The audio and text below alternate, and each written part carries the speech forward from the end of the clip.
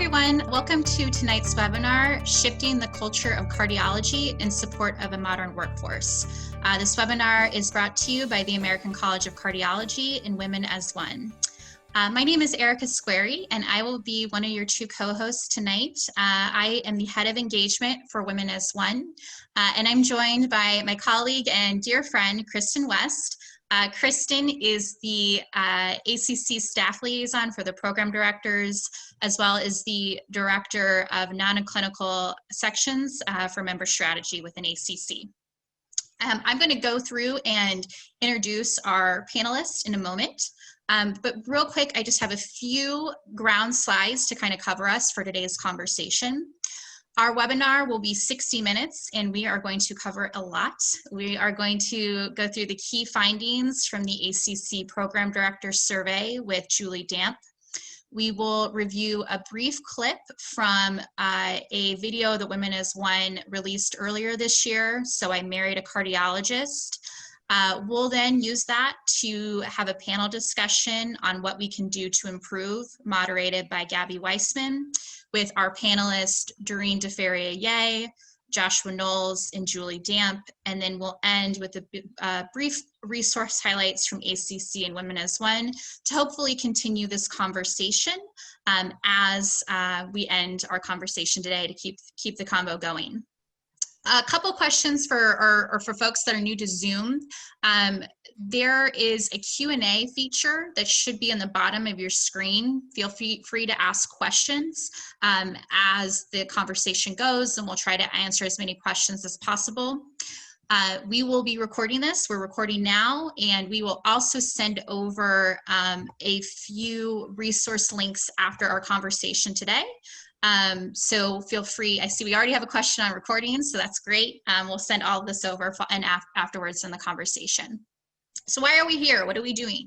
Well, our objectives today are to inform the audience of current trends in CV training programs, to understand the importance of parental leave policies for all fellows, men and women. I think it's very, very important, and to change the culture of CV training programs to enhance diversity. And we have our panelists today, and I'm actually going to stop sharing my screen so we can see everybody a bit better. And so, Gabby, why don't you lead us off and say your name and where you're from? Sure. So my name is Gabby Weissman. I'm a cardiologist at MedStar and Georgetown University in Washington, D.C., and I'm the program director for the fellowship program there. And I currently serve as the chair of the ACC Program Director and Graduate Medical Educators Group. Thanks, Gabby. Julie? Hi, I'm Julie Damp. I am a general cardiologist at Vanderbilt University, where I'm also the program director for the general fellowship program, and have been very involved with the program directors community through American College of Cardiology as well. Great. Josh? I'm Josh Knowles. I'm a physician scientist at Stanford, and I'm the program director for the General Fellowship Program. Great. And Doreen? Great. Hi, I'm Doreen Defaria. I'm an adult congenital cardiologist at Mass General Hospital and the program director for the MGH Cardiovascular Disease Fellowship, and proud to be part of the Women as One think tank, as well as ACC. Thanks, guys. All right. Julie, I'm going to share my screen and show your slides. Great, thank you, Erica. So we're going to just go through some of the highlights from the ACC Program Director Survey from 2019. Go to the next slide. So you can click through this, Erica, so it'll go ahead and bring up all, this is just highlighting kind of part of the driver, I think, of the conversation we're having here tonight, but obviously the one that we're having within the broader community of cardiology for some time. So you look at these circles here, these pie graphs, and the light blue are women, dark blue are men, and you can see kind of progressively as we go through stages of training and subspecialty, this gradual decrease in the number of women that are in these fields. Next slide. So the annual program director survey was developed and initially launched in 2018. And we really did this to better understand the CV training programs and look at issues that are important to the community, understand the leadership and the makeup of those programs and their structure. In 2018, the inaugural year, we worked with the survey to describe the training programs nationally and really focused on CoCADs and how programs were incorporating those into their training. But in 2019, the second year, we focused more on diversity and inclusion in training, as well as issues related to parental leave. So this is the central illustration from the publication that came from the inaugural program director survey. And I just want to have everybody kind of pay most attention to this middle column or the middle pathway. So really, what we showed in this survey is, part of what kind of supported by other data, that more than half of programs have less than 1/4 of their % of their trainees as women. And about 1/3 of programs have no underrepresented minority, underrepresented medicine trainees.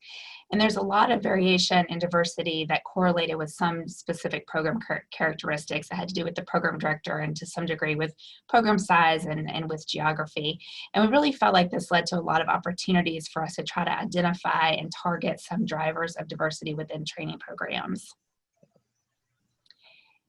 This is the central illustration that came from the 2019 survey, where we were able to kind of capture, I think, some of the thoughts, the perceptions, the actions, and needs that program directors identified related to diversity within their training programs.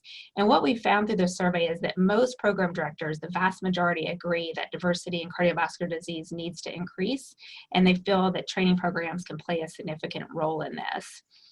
The vast majority of programs, sorry, Erica. The vast majority of programs have support systems in place for these underrepresented groups and have used specific strategies specifically in their recruitment process for diversity. Next slide, Erica. Thank you.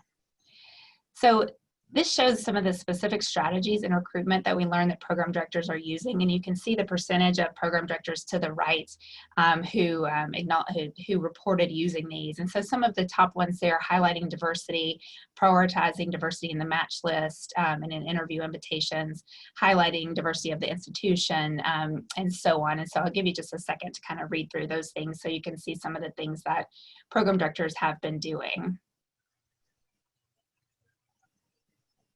And Erica, next slide.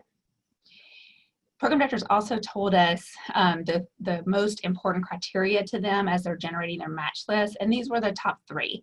So 1, overall fit for the program, the 2nd, clinical skills, and the 3rd, communication skills. And I think in particular, the number 1 item there is something that is worth us as a community talking a little bit about, because talking about fit is something that can be mean a lot of different things to a lot of different people, and has the potential, depending on how it's utilized, to introduce a lot of biases or perpetuate them. Program directors also reported the most significant barriers to increasing diversity in their training programs. The first they reported is a lack of qualified diverse applicants. And the second, which kind of gets to the underpinning of what we're talking about here tonight, is the overall culture of cardiology as a field. They also identified specific resources that they reported they would find helpful for national organizations to develop. So best practices related to interviewing, ranking, mentoring programs, training for faculty in implicit bias and issues surrounding harassment. And then also examples of ways that people are innovating or handling parental leave, harassment, and scheduling, as well as case studies to help them sort of walk through the thought process of dealing with diversity and inclusion issues. And again, here a list of that I'll give you a second to read, but these are systems reported to identify harassment within training programs, so harassment of fellows. And important to note, I think that the vast majority of PDs report that they have a system allowing individuals to come either non-anonymously or anonymously to the program director or to the institution. And I'll give you just a second to look through some of those other systems in place. So the important thing I think here is like not a lot of consistency potentially in the way these things are handled, but that the vast majority of program directors are aware. And then finally, we'll just show a little bit of the data that we learned about how parental leave is handled within cardiovascular training programs. So this, just to highlight, the average weeks of paid parental leave in all programs was 5.3 and unpaid 8.1. And that did not vary significantly across program size or other characteristics with which we kind of sliced that data to look. 28% of all programs had no female fellow take parental leave in the last 3 years, and 15% had no men take this, and that was more common in smaller programs. And importantly to note too, when you look at the all programs column and the coverage down at the bottom, about half of programs use other fellows to cover for fellows when they're out on parental leave, which also has some potential implications for the trainees taking leave.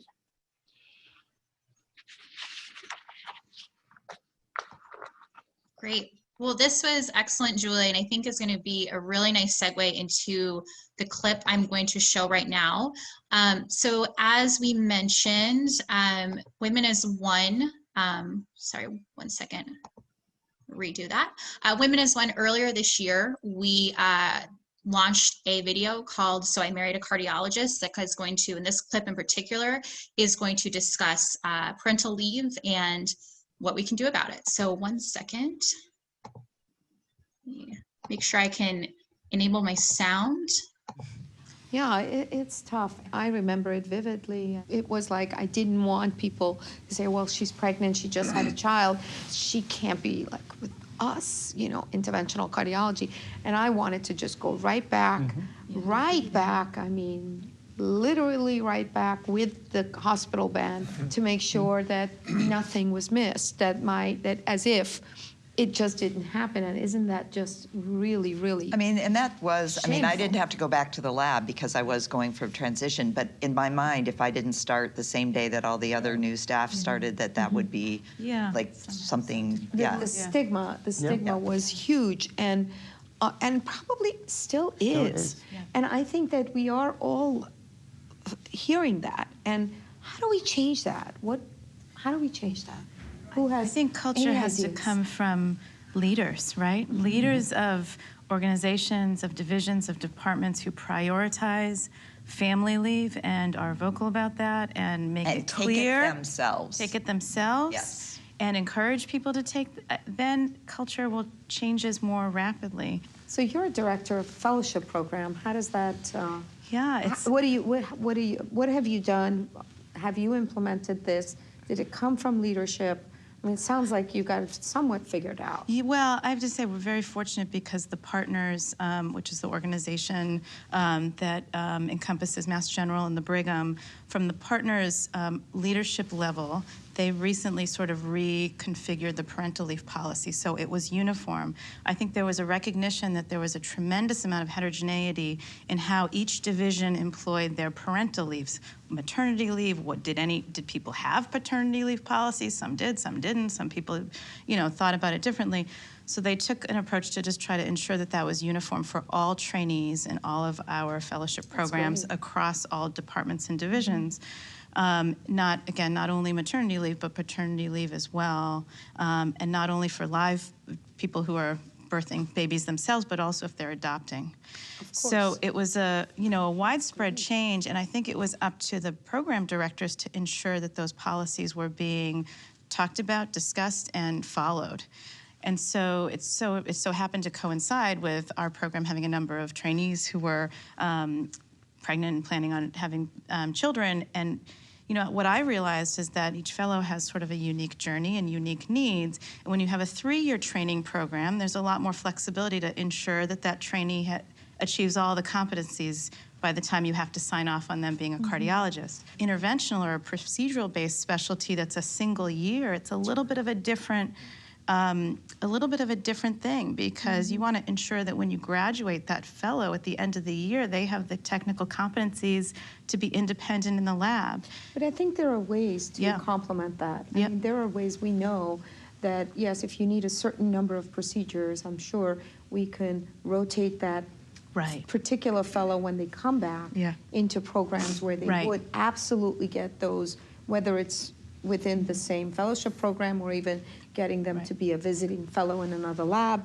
I'm sure there are ways that we can do this. We did that exact thing. We had a fellow, and I'll speak about her. I don't think she would mind, but she had, I think, her second child during interventional fellowship. And what we did for her is at the end of her fellowship, she stayed on for several months. And certainly by the time that she finished her training with that extra time, she was more than ready. In fact, she's terrific, more than ready to go out there on her own. But I will say for her, she felt both very stigmatized and very self-conscious about her own skill set when she was coming back from maternity leave, because she felt that she was behind her peers, and that was a really hard thing for her to manage. And I think institutionally we did not manage it very well either. I think that we as a group did not fully recognize it, and we sort of got that feedback from her at the end, and it made us really take a long, hard look at ourselves and said, what could we have done better here? Because we didn't give her the adequate support. We thought we were doing all we needed, just tack on an extra couple months at the end, but we weren't addressing, I think, some of these other emotional important emotional needs that go through that. Really affected her quality of life during that year. Yeah. I think from the experience side, though, I think, for one thing, hearing your story about taking 6 weeks off after a C-section and only being given 4 weeks, it seems to me like that has to change. But I think whether you took 6 weeks or 12 weeks, from the senior standpoint, that is a blip in time in your career. And so figuring out how we can so destigmatize it, so the fact that you guys, essentially took a year off and you're doing fine, and you're glad that you did. And I leaned out when my kids were little and had plenty of energy to lean back in when they were out of the house. So I think talking about the career arcs of men and women and making them more flexible, not just flexible by the day, but if you took 6 months off to care for that new baby, you can still be an interventionalist, right? And I think we who are in leadership and need to start talking about that. And no, there's no question. But it's such a good point. But it doesn't feel like that when you're in it, right? You probably wanted to come back, right? Or I wanted to come back. Yeah, you want to come back. I want to come back, and I wanted to come back, and I was actually doing funny things. The things that I was reading to the baby, what I was like breastfeeding, it's like journals and articles because they only need. So your baby's writing a New England Journal article. Honestly, they only need to hear the voice of the mom. So I was like, I'll read and learn, and you will too. But now he knows 0.05 is statistically significant. Really good. That will be their first word. I remember getting my first job right out of interventional cardiology fellowship, and I was pregnant. And before anyone in the world knew, I had to tell my boss, and I felt terrible because they had been so amazing to kind of save this spot for me, recruit me into this wonderful position, and I knew that I was going to be putting a burden on the other people in my group.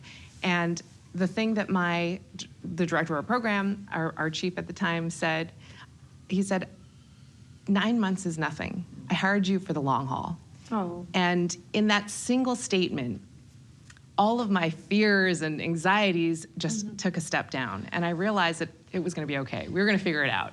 And so on the one hand, it is the policies that are important that we have to change. But on the other hand, it's the culture and leadership from the very top, both men and women, to tell everyone how to kind of navigate these waters. And even each one of our pregnancies was different. And to your point of having to individualize it, even for the same person, you can have different needs each time.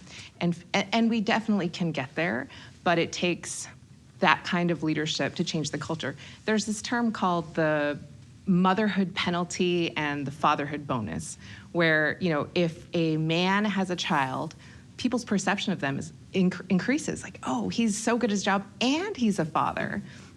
And when the same thing happens to a woman, their opinion of that woman tends to go down. They think, oh, well, she's distracted now. How is she going to focus on her work?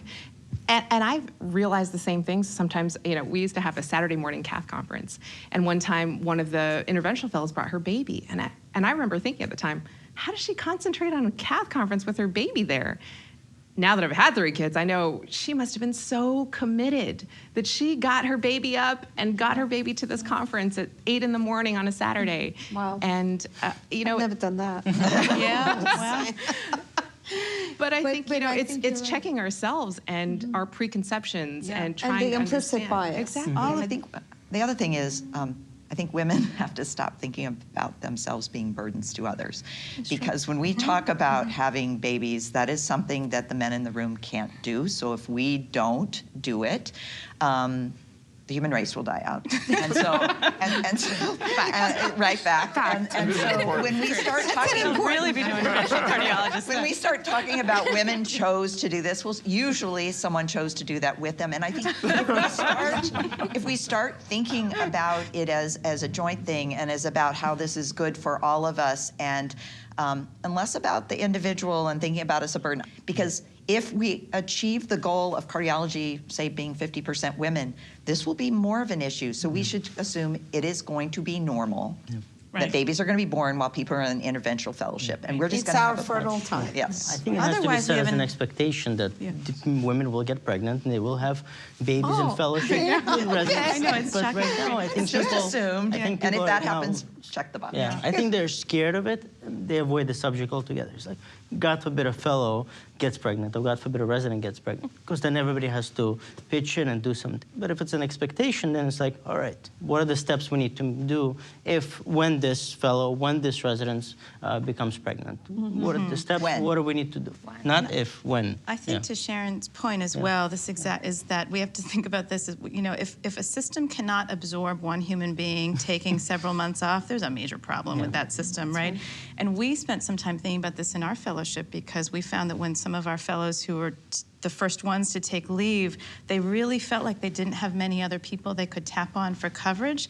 That actually was our problem. We didn't have enough flexibility in the system, and it turned out that, we were able to expand the fellowship program to provide more flexibility so people could take the personal leaves when they needed to and not feel like they were tapping on their, on their friends to help pitch in or cover in a way that felt like it was burdensome. So identifying opportunities where we can create more flexibility for everyone so that allows personal leaves or parental leaves is really important. The problem is that takes money and investment.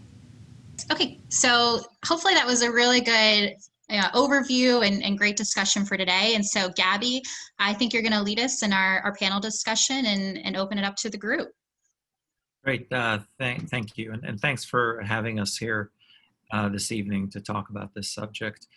I can't see who's in the audience, but I would encourage you all, please be interactive, send us thoughts and questions for us to respond to. I was given sort of the easiest part. I'm just supposed to ask questions and everybody else has to come up with the answers. And when we talked about this in sort of pre-gaming this thing, we talked about a few sort of large topics such as mentorship, recruitment, parental leave, obviously flexibility.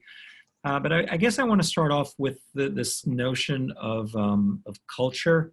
Was brought up in the video and the like, and Julie showed this very nicely, how there's this decrement from medical school down as we keep on going. So I guess my question to start off with is, where are we? What are we doing well? And where do we see places that we need to improve on it? And I guess the only last thing I would say is that mostly I'm going to guess the audience is program directors and medical educators and FITs. So, on our side, not the big departmental stuff, but from the program side, where are we and what are the barriers and where can we move forward? And I don't know, Julie, you started already before, so maybe Josh or Doreen, if you want to start us off this time. Great. Sure. Well, thanks so much. And I will say it's kind of hard to have watched myself on the video, but replaying that was such a wonderful roundtable. And I think we all learned so much from one another and each's unique experience. So I'm very appreciative for having been part of that. I always feel like, culture and comfort starts with, being willing to talk about something openly as a group, as a community, and as a family. And I really applaud, Women as One. I applaud the ACC for having this conversation and talking about it, because we will go a tremendous way in changing culture by just talking about it and making this a point of discussion. So if this has not been a topic that program directors have talked about with their fellows, it should be. Make it, put it on a fellows meeting to talk about, what do you guys think about how our parental leave is? Or what do you guys think about the culture here? Are there things that make you guys feel uncomfortable? Because opening a conversation really goes a long way. And then once people start to feel comfortable, then you can identify the areas and opportunities where you can make change. So maybe that is overly simple, but even with our applicants on the recruitment day, it's a topic I just say, you know what, don't feel uncomfortable talking to me about this, because I want to hear about the things in your life, maybe the personal parts of this decision for you in choosing a program, maybe that we can help with, or we can better explain to you so that you have clarity in your decision and feel comfortable talking about it. And I hope that that opens a door for some that maybe they, wouldn't have shared otherwise.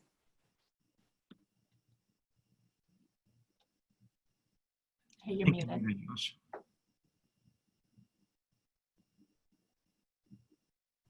First rule of Zoom.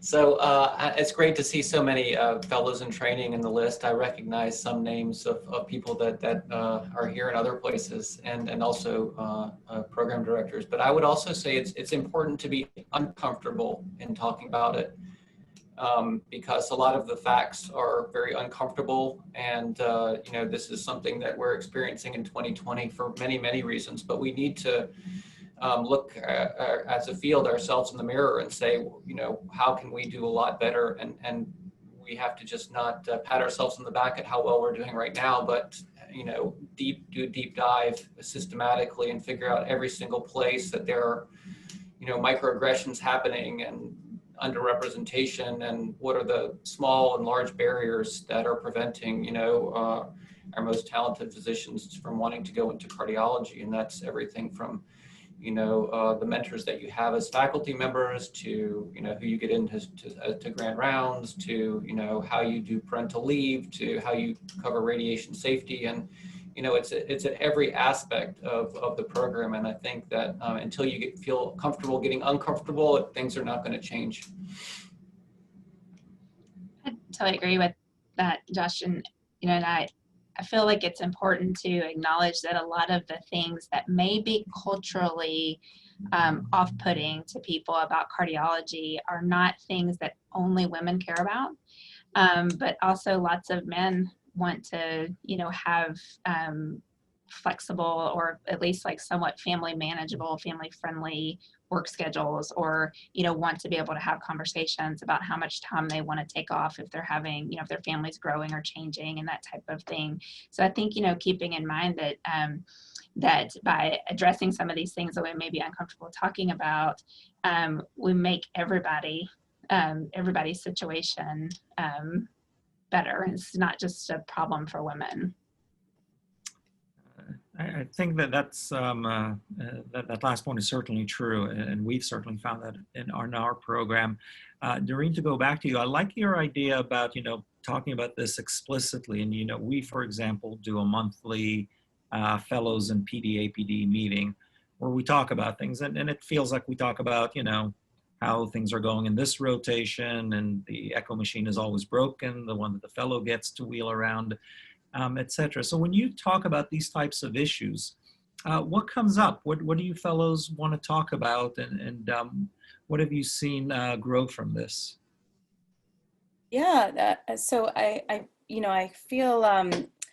feel fortunate that we also talk about the broken echo machine as well. So I don't have to think this is the only thing we talk about. But I think that what you realize is that there are people who may have things on their mind that you may not have expected. Maybe their significant other is going through a challenging time in a totally different training program or institution or something. And so all of these things, as Julie said, are really very relevant. You know, I guess to focus a little bit on what has been important to our fellows, particularly our female trainees, and feeling comfortable in our division. And they've been very clear that seeing women in leadership roles has been something that's been really important. And, you know, I think we still are a specialty where, you know, as Julie showed, the numbers are, we still are mostly men, but think carefully about who are the people who are teaching your fellows on a daily basis, who are leading your rotations, who are part of the key clinical conferences, who are part of your fellowship leadership. And if you don't have women or people from diverse backgrounds in that cohort, find ways to change that. And sometimes that process can be really challenging. But if you and your trainees and your division leadership know that that's an important priority, the face of who is present and with your trainees, then, you know, over time, that's something that can be modified. So, you know, we really took a very careful look at all of our rotations and our conferences and our leadership to really think, how can we do better at diversifying the faces who are the regular people who are engaging with our trainees? I think the conferences are certainly one that that we found to be, you know, we weren't doing a great job with, right? Without even thinking about it, you just sort of had the same cohort of people giving the same sort of talks. And when we stopped and looked at it, it wasn't hard to diversify the people. It was not only good from that perspective, but it was good to hear somebody else talk about non-STEMIs or whatever the topic was that the same person had given the talk for forever. Josh, any thoughts about faculty development there, sort of finishing off the culture thought? If you're thinking about changing the culture of the place, again, we are not the chair of cardiology, but we do have often a pretty strong voice within the department, and we're given opportunities to speak. What have you been doing, or what are you thinking about as far as faculty development to get all your faculty thinking in a particular way and seeing the issues that need to be addressed? Yeah, and I don't have all the answers, and certainly I don't want to pretend like Stanford has all the answers or have even covered ourselves in glory over the years. I mean, but I think we now have very strong leadership that has prioritized this. And so that includes gender and sex equity at a pay level. It includes microaggression training for all faculty members. It includes, you know, us being held to our feet to the fire to look at the folks that we invite for interviews and make sure we have a diverse, you know, group of interviewees. And then it includes, you know, metrics for how well our fellows are succeeding. And success as a fellow depends on the clinical training you get, but also a large degree nowadays on the mentorship that you get, especially if you want to go into academics. And so, you know, we're so lucky. It's not really luck. It's that somebody was visionary enough to hire, you know, leaders in this area, like Selena. She was on that picture. Or we have, you know, Sharon Hunt or Hannah Valentine, or, you know, Fatima Rodriguez. You know, we have role models that are great and do great mentorship for the women that are in our program, and emphasizing that from the beginning is, I think, really critical. I think if you do happen to be in an institution where, as a program director, you look around and you don't necessarily see that diversity on your faculty, you know, one of the great advantages of the time we're in right now is we've like automatically facilitated being able to tap into resources outside to provide some of that education or some of that mentorship. And to think a little bit outside the box, you don't have to necessarily show that within your own faculty, but you can kind of outsource that to colleagues. I'm looking at the Q&A, and I'll show a little bit of Zoom ignorance here, but there's a question where it says Josh is going to answer this question live. So I don't know, Josh, if you pressed the button on that. But the question was, is there data from other specialties about best practices adopted to foster equity and inclusion, or is there an ongoing dialogue amongst specialties in this regard? Well, I can start it, but I think Women as One has been doing a lot in this regard as well. But there's certainly lessons that we're learning from subspecialties that we're even worse off than cardiology, and have now massively surpassed us in their, diversity and inclusion. I mean, surgical subspecialties, urology, orthopedics, they're just making great strides, and we're kind of been stuck at neutral for, 20 years. And yes, so there are best practices, and a lot of it is about flexibility and prioritization and things like that. But I'm sure that others have thoughts as well.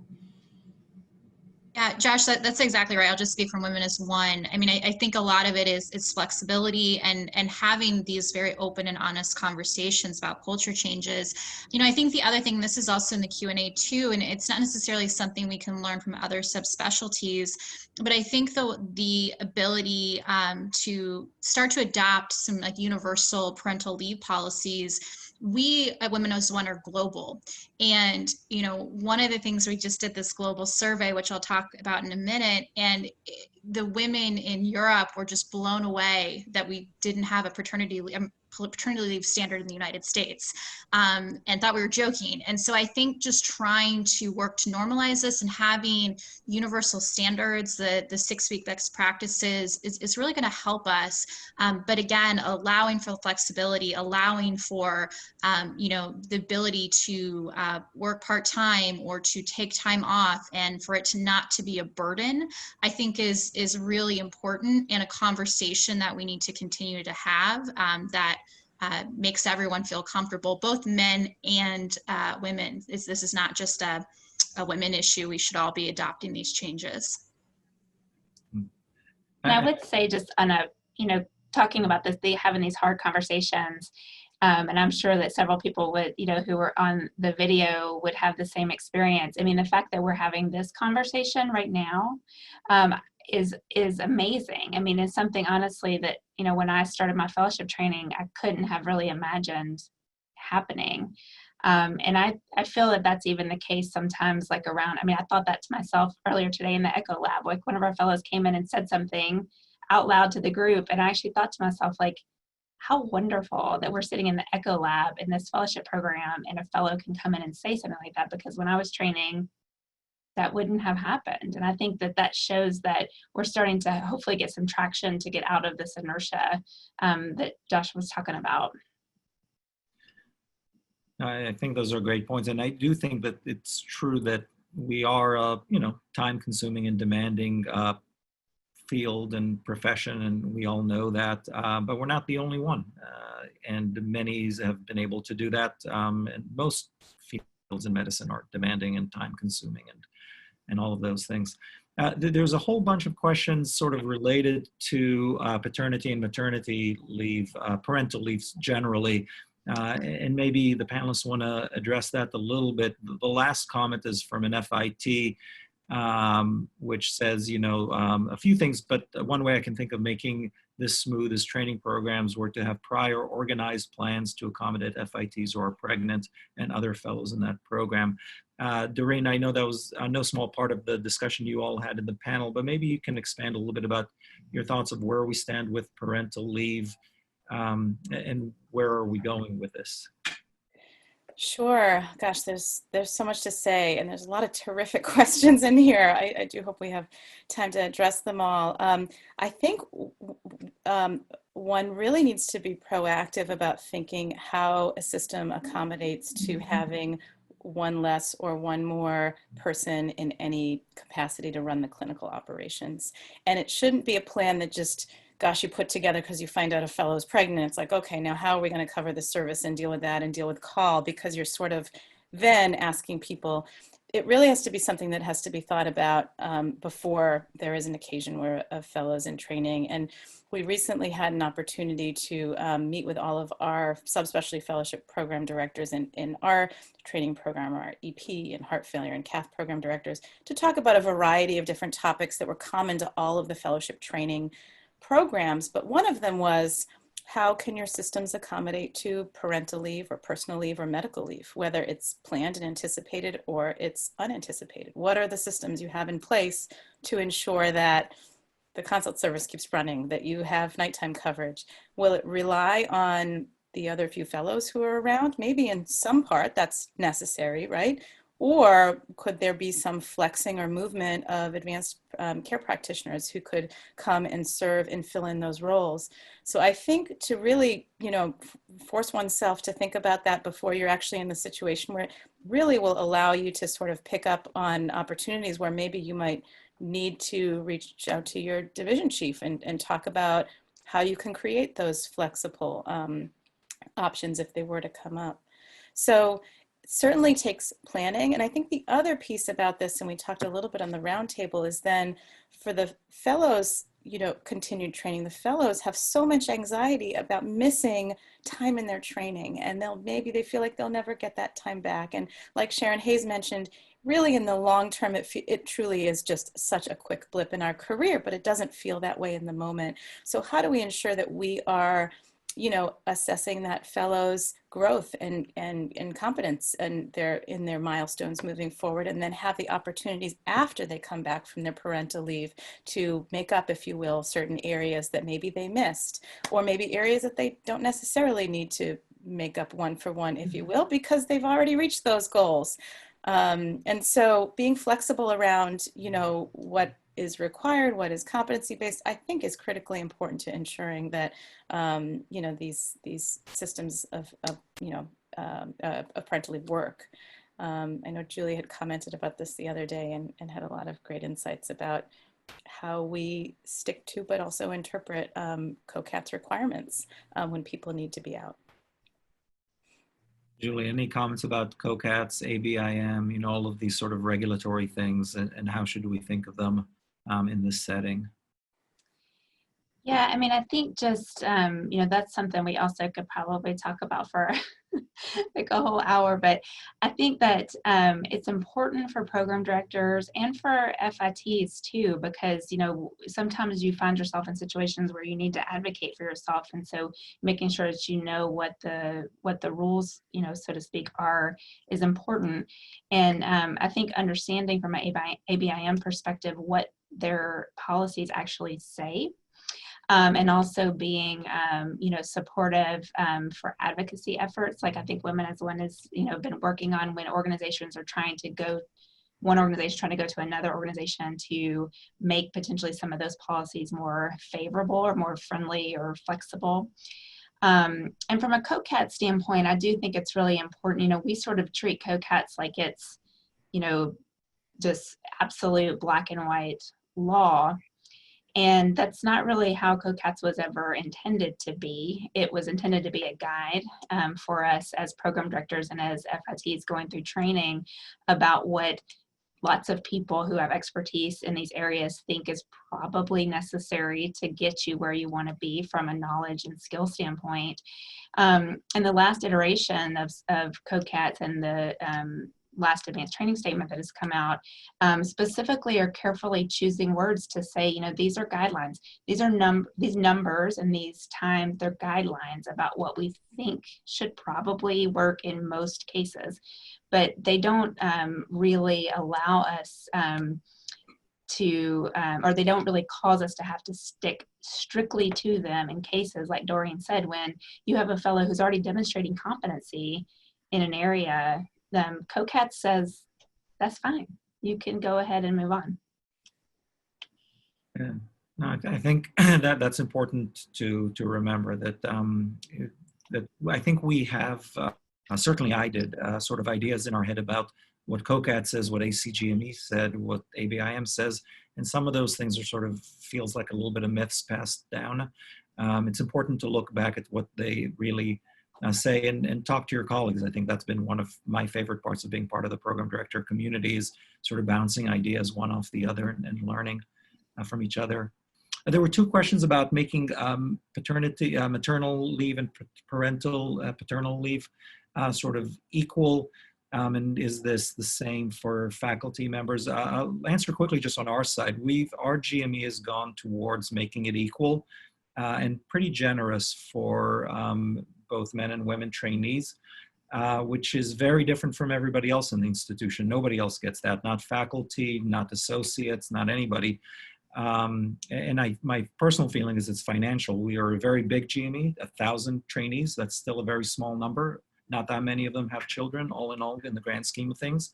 While if you take it to the whole medical system, that's a whole different ball of wax and becomes a big challenge for them. At least that's been my feeling here. I don't know, Josh or others, what have you seen at your institution or heard about in other places?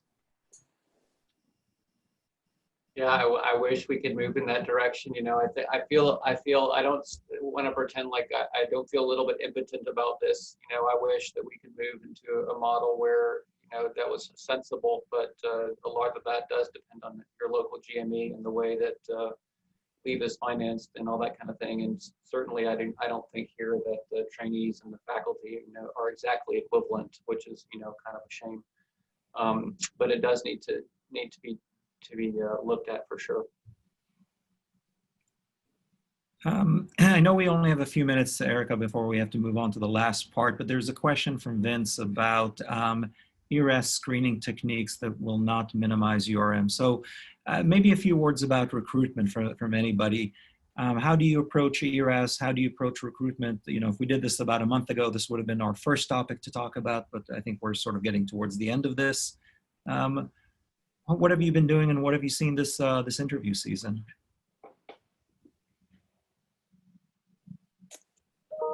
So I'm happy to start there. I think one thing that ended up being very important for us is to, again, sort of start the season with a conversation about what are our training program and our divisional priorities and who we bring in. And when you think about, you know, diversity, often our minds kind of go to racial diversity. In cardiology, we think about gender diversity, but really also thinking about intellectual diversity and sort of the backgrounds and the roads traveled that our trainees have gone through to come here to us. And so we spend time talking about that as an important priority in the people who we bring, that they not only bring great clinical skills and maybe, you know, great potential for academic or scholarly work, but also that they bring something unique to the table, and maybe that's in their road traveled, maybe that's where they've come from, maybe that's in being part of a group that's been traditionally underrepresented, as being equally important to the other two components. And if you sort of screen with a lens that those things carry all equal weight,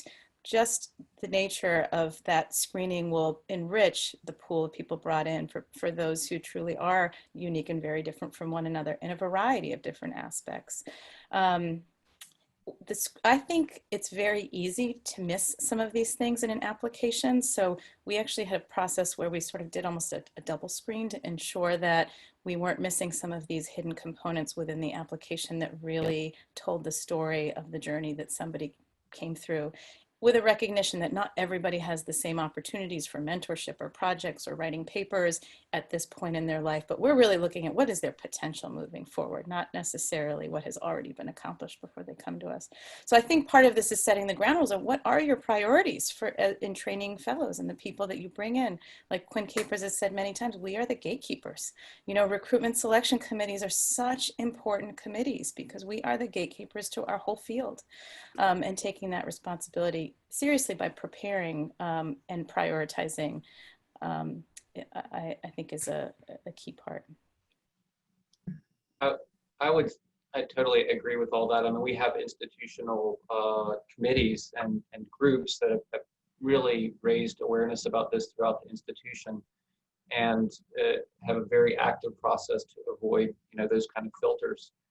But the elephant in the room is also that we need to be starting a lot earlier. You know, we get about, and I'm sure that this is the case for others in the country, you know, we get 640 applications. Of those 640 applications, 4% are from Black applicants and 4% are from Hispanic or Latinx applicants.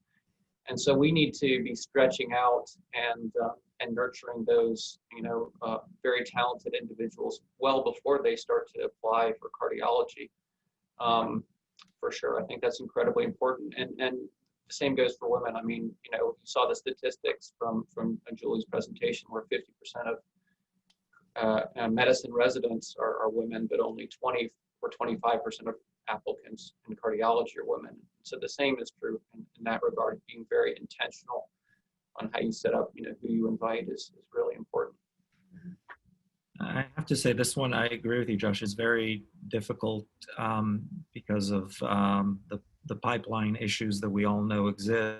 And I'll just say that, Clyde Yancey has come to, the Program Directors Council and and sort of thrown down the gauntlet and said, we want you guys to recruit X number more URMs in the next 2-3 years. How do you do that? And my first reaction is always, well, it's the pipeline. What do you want me to do? That this is what there is, and I do the best I can with it. But if you stop and sort of take a step back and say, that should be the goal. How do we get there, and start thinking about how we as a community can get there? I think that may be a useful exercise for all of us and may be successful. I'll say one thing that we do in our institution, and Julie and Katie Berlacher have yelled at me and told me that this is all wrong, and it very well may be, but it's decided by GME. It's not my fault or my idea if it's a good one or a bad one. And they blind us to a lot of the parts of the packet, and we don't have the opportunity to see those until we invite people for an interview. So for example, the picture is one thing that I'm blinded to. And we all know how this goes, right? We invite people and then some drop off, and we have sort of a waiting list, formal or informal, and we invite people off from the waiting list. And I can tell you, once I see the pictures, it's hard to ignore that, right? I mean, I try. I've listened to Quinn Capers about, implicit bias and fighting that. But once you see the picture, you think about them a little bit differently, or you're tempted to think about them a little bit differently, and it's not so easy to get around that. So we're blinded to a few things. I'm not sure if it helps or not, but that's something that our institution has started doing. I don't know if anybody else does anything similar to that, or any other tricks as you're looking through your URAS applications. Blinding actually has such a very interesting story with the orchestra. I don't know if you've seen the AAMC implicit bias training, where when orchestras, when they did unblinded auditions, they chose very, very few women.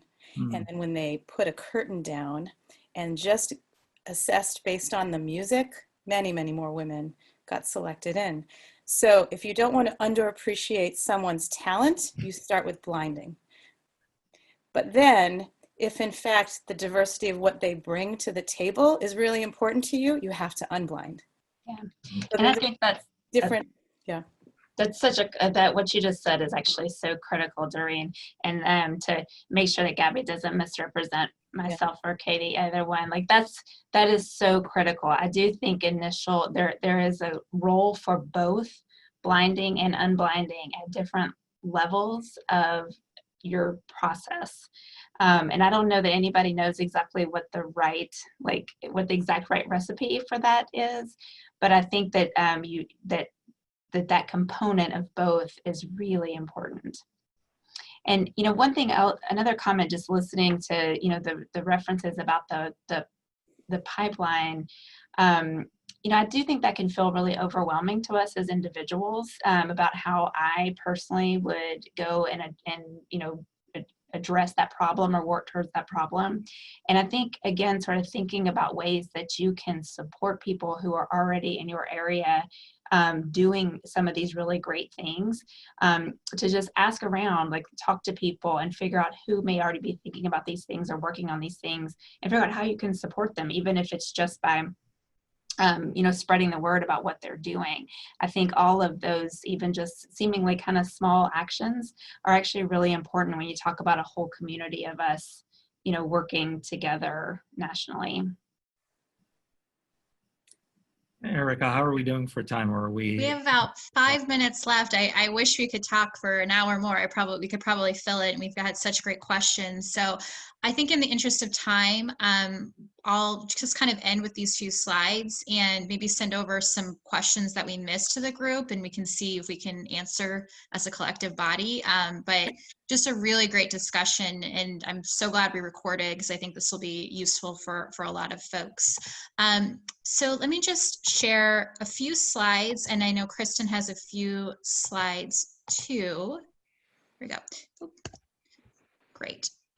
So one thing that we had discussed, or one piece of the puzzle that I think is a nice conversation with what we just discussed on parental leave.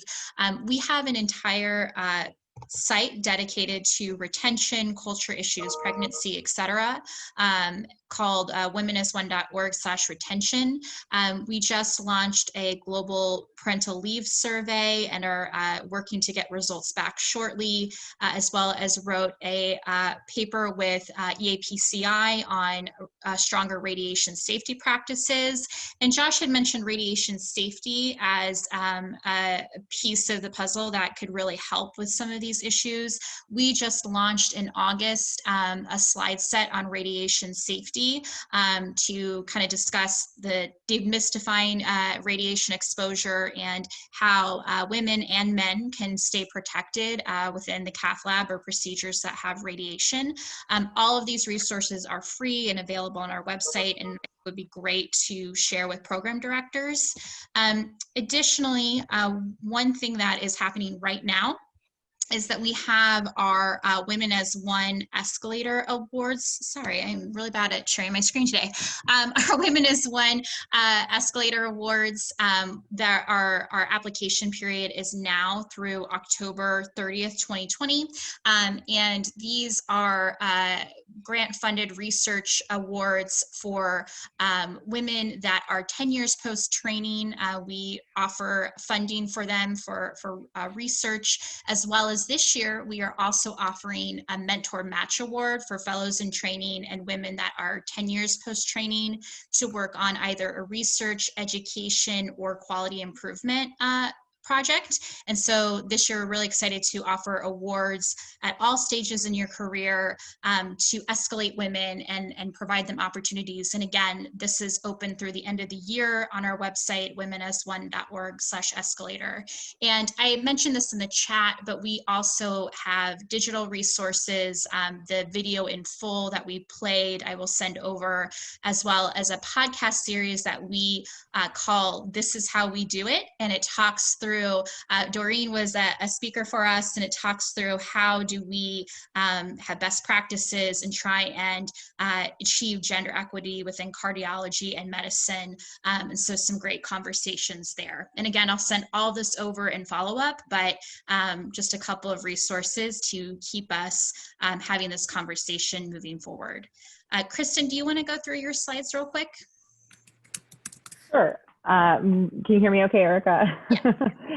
No, I just wanted to highlight some of the resources that ACC has worked on with especially our program director and graduate medical educators council. So we have created actually, this training for CD fellowship directors and associate program directors that might be brand new, trying to help them and support them. So this is available through acc.org. This is just the link right here, PD Essentials. You can go to the next slide. And just kind of highlighting, we have been trying to curate, and we're going to be launching this soon, our fellowship program tools and resources area on acc.org, a place where you can see here accreditation resources, curriculum, educational resources, faculty development, recruitment resources. So we hope to continue to add more here as we move along. This is just a start, so we definitely want to add more resources here, especially for what we've been talking about tonight. So I just wanted to highlight this area. And then my last slide is just highlighting, our section. It's a great community. Gabby and Julie have really built this group up from the ground up. Dr. Sivaram, CA Sivaram, really started things, and we owe it all to him, we always say.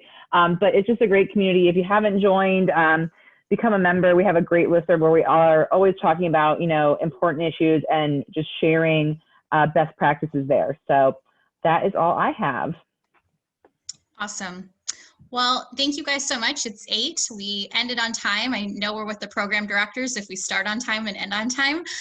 So thank you guys so much. Like I said, we've been recording. We will send this out to our attendees and all of our registrants. And thank you for our panelists who were just incredible and had a great conversation. And hope everyone has a great rest of the week.